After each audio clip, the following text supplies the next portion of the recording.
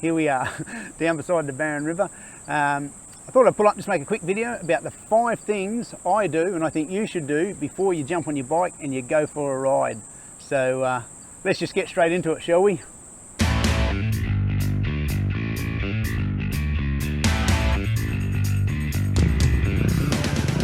Okay, the 5 things I'd like to talk about that you should be checking on your bike every time before you go for a ride.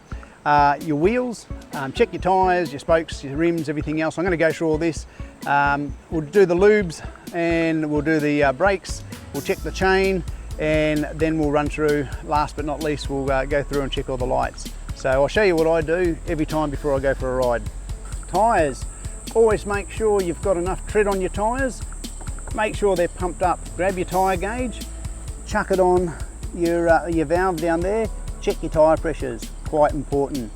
I always carry a little push valve gauge with me so I can just check that. I do have a tyre monitor gauge on this bike just here on the front and back. My mate Christiana Mackay gave me that, and that just replaces your normal valve cap, and you've got a little display up on the top of the bike there, which is great when you're riding because you can keep an eye on your tyre pressures.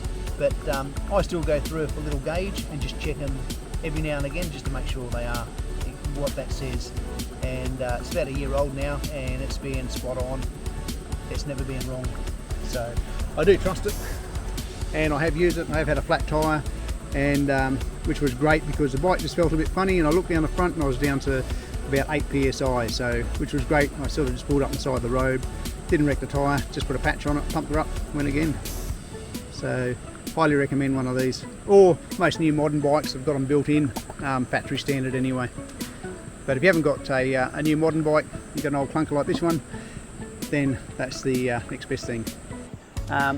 Spokes, I just go around, generally just give them a quick squeeze, just make sure they're all good and there's nothing loose. You'll hear them, you'll feel them if they're running a bit loose, your spokes. And it doesn't take much, you can tap them, you'll hear them. Check your rims, just make sure you haven't bent it on a last ride or anything. So just go around, just make sure everything's nice and straight. This rim's made out of chocolate, I believe, and they do bend. Tyre pressures, I usually run about, in the front, generally around about 30-ish, and in the back, usually around about 35. I don't pump my tyres up and down. I don't deflate them and inflate them. I just leave them at that. And for me, for my style of riding, that generally works most of the time. And the same thing, just go through in the rear wheel, give them a tap, a squeeze, and just make sure everything's all good, nothing's come loose, because these spokes down here, they can actually loosen up, especially if you're on lots of corrugation as well. So quite important to check them. All right, we'll move on to the onto the lubes. Okay, next up is our lubes.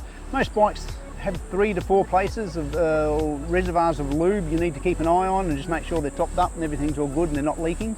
One will be your engine oil. That needs to be spot on, otherwise it'll be a very expensive hobby if you've run your bike out of engine oil. You'll cook the engine, blow it up. You've got your... Nah, let's keep rolling. You've got your coolant, so again, very important, make sure your coolant's always topped up, because if that goes low or overboils, you've overheated it, you'll cook your engine again. Another expensive little thing to miss. Brakes. So a lot of bikes have got hydraulic brakes, some have got hydraulic clutches, so you'll need to check your brake fluids and possibly your hydraulic clutch fluids as well, if that's what your bike's running. So we'll get into that and do that now. On the BMW, the F800, it doesn't have a sight glass. A lot of bikes have got engine oil level sight glass, so you can just check visually by looking at the little sight glass. BMW F800 doesn't have one. So for this bike, you've got a dipstick here, you'd unscrew it, pull it out, give that a wipe, and then once that's wiped, I just drop it back in. I don't screw it back in, and then just pull it back out, and then just check the level. Just check the level on your dipstick there, and just make sure there's marks on your dipstick. Just make sure the oil is inside that range. If it's a bit low, check your manufacturer's specs and what type of oil you should be putting in it, and then just top it up a bit. If it's too high, I'd be draining some out if you've overfilled it from a service. Okay, we'll head around the other side and we'll look at the brake fluids. The F800 brake fluid is here. Now I've got the bark busters on. I've angled these down a bit to protect my brake lever here, and in doing so I've had to move this whole assembly around so I could actually get the bark busters on. So this doesn't sit quite level, but I know if I can see the oil, if I can see that oil just on that lip there and you can see it wiggling around, I know that's spot on. So I like the idea of this being clear. Some don't have a clear case and you actually physically have to undo it. I'm not going to take the lid off, the oil will run out the side. So if I do need to top it up or change it or bleed it, I'll loosen up my bark busters and I'll just spin that whole assembly back up that way and just check those oils. Also, I've got a hydraulic rear brake as well. So again, it's a clear reservoir, so I can actually get in there and just see those hydraulic oils. And again, if it needs topping up, check your manufacturer's specs, what oils they recommend to put in it, but usually just plain old brake fluid. As for the brake pads, you can see them just down the front there. They're a bit hard to see on this bike, and it's a bit overcast today, so it's a bit hard to see them. But usually once they're starting to get down to a couple of mil, I'd be changing them out. This bike's got calipers on both sides, so you do need to actually check both sides. If they are getting low, either change them out yourself or head off to your mechanic and get him to do it.